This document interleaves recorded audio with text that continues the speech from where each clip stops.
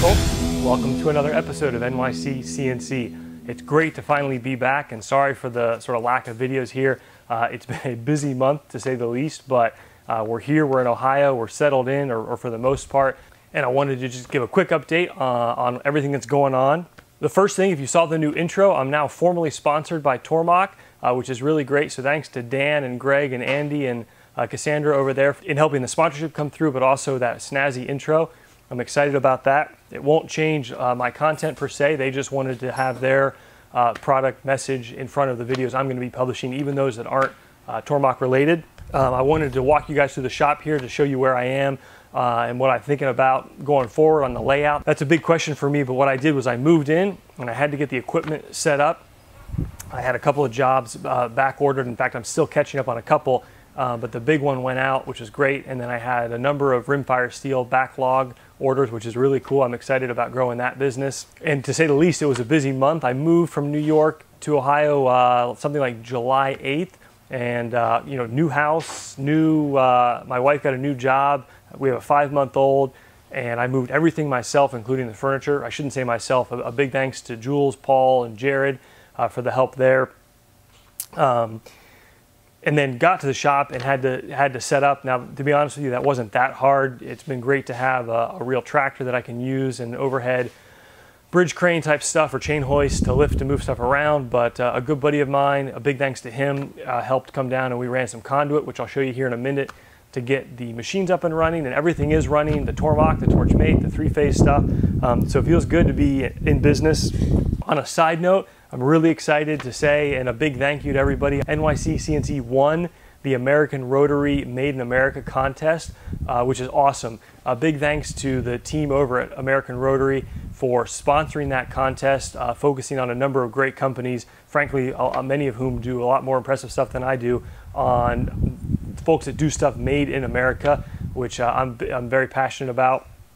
And so talk to the folks over there, and they're going to come out probably in September and shoot their little film on what we do here, so stay tuned for that. And the other big announcement, a lot of folks have asked, what about the name NYC CNC? What are you going to do with that? And I was pretty torn because the last thing I want to do is misrepresent what I do, but the brand name has been around since sort of 2006, and it has some staying power. There's some folks that recognize it or talk about it on forums or threads and so forth. So what I've decided to do is I'm going to keep NYC CNC, but it's only going to be the online YouTube and instructional type stuff. What I'm going to do is run my business, the manufacturing, the machine stock work out of a new company that I've named Saunders Machine Works.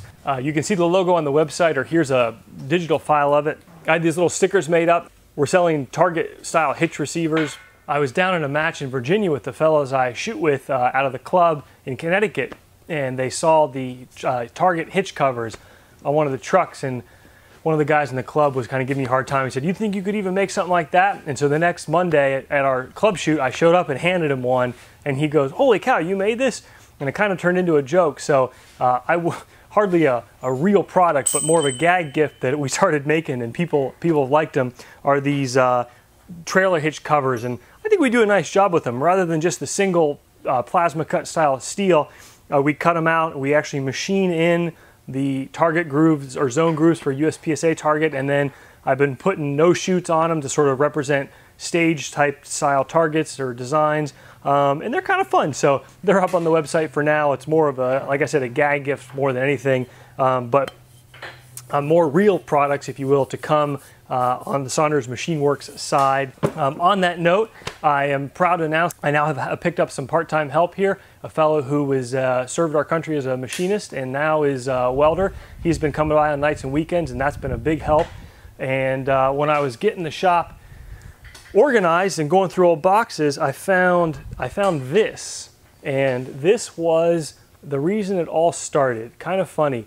In 2005, 2006, had enlisted the help of an engineer to help design a product, and we were paying machine shops to make one-off parts, and there were many parts involved, but this is the one where I looked at the part, it seemed overly complex, and I thought, why is this so complex? Why why is this designed in such a complex manner? It looks hard to machine. I didn't know anything about machining at the time, but you could just see when you looked at it. And then I looked at the invoice on how much we were paying, and I thought, this is ridiculous. So that's what prompted me back in Manhattan to buy the first little benchtop CNC mill, and I actually made it my goal to, within the first 6 months, be able to make this part. And I made it out of Delrin, I think, first, and then aluminum, and it was terrible, and I fixed it all wrong, but eventually got it, and I don't know, just kind of brought back memories, because that's kind of what made it all start. Anyways, without further ado, I thought I'd end with a quick shop tour so you can see how I've got it set up right now, and I'll talk about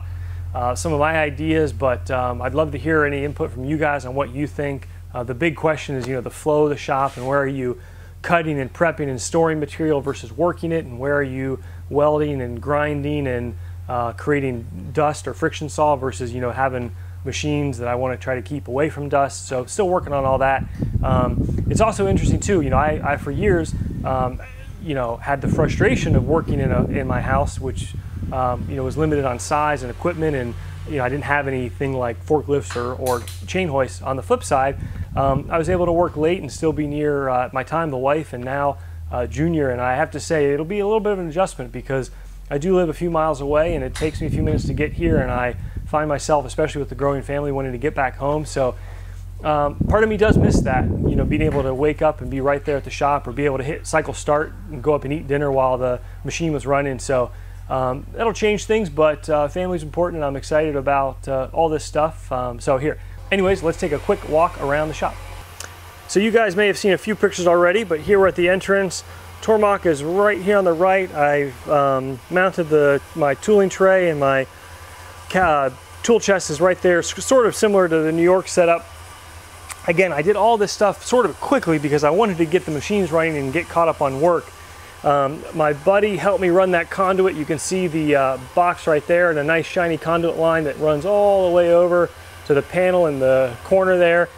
And let's see here, this is all kind of still a mess with the bins. Nice welding table there that's been great. I need to get another table that I use for assembly and electronics and more non-welding type work. The fellow that's been helping me out just put together this oven stand, which is really nice and quite well done.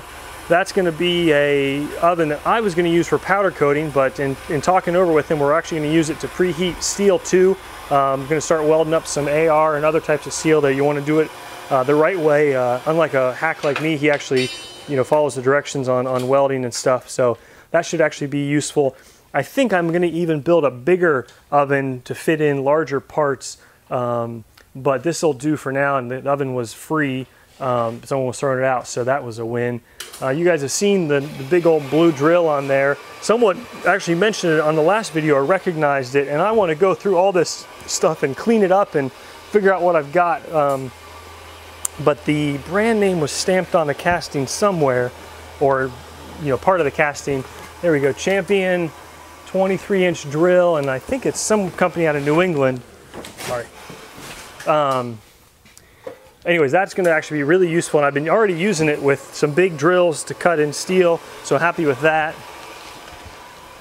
The grinder's right there. I don't know if I'll keep it there, but that's where it is for now, and I've been using it a bunch on that last job. My grandpa was kind enough to allow me to have this space here. He had some pegboard and tools up there, so this is another bench I got to figure out what to do with. The next project, and maybe video, is going to be the compressor. I've been using the other shop compressor for now, which is poking around there. Mine's a little bit bigger, and I want to do it right. And I've been looking at different ways, you know, sweating in copper pipe, or there's a stuff called Simplair, which I think is aluminum tubing that's powder coated, which has the benefit of naturally pulling out water, which is, I really want a nice dry air. So if you guys have any tips on that, I know Bob Warfield over at CNC Cookbook has a great post on it, but I think I'm going to hardwire, or, you know, put in hard lines, maybe go above the I-beam there and run it over to the Tormach. But obviously the dry air is really important for the Torchmate and for powder coating as well. Hausfeld bender there. I picked up this guy a few weeks ago for that big job, and I'll do a video on it because as my buddy Brad over at Tactical Keychains said, He just did a video on the DeWalt multi-cutter, the DW872. This thing is amazing, absolutely amazing, mind-blowing what it can do. So very happy with that. And then here's the Torchmate. I actually just put down a piece of 1/4-inch plate and I'm about to cut it up here. Very, very, very handy to use chain hoist with a grabber like this.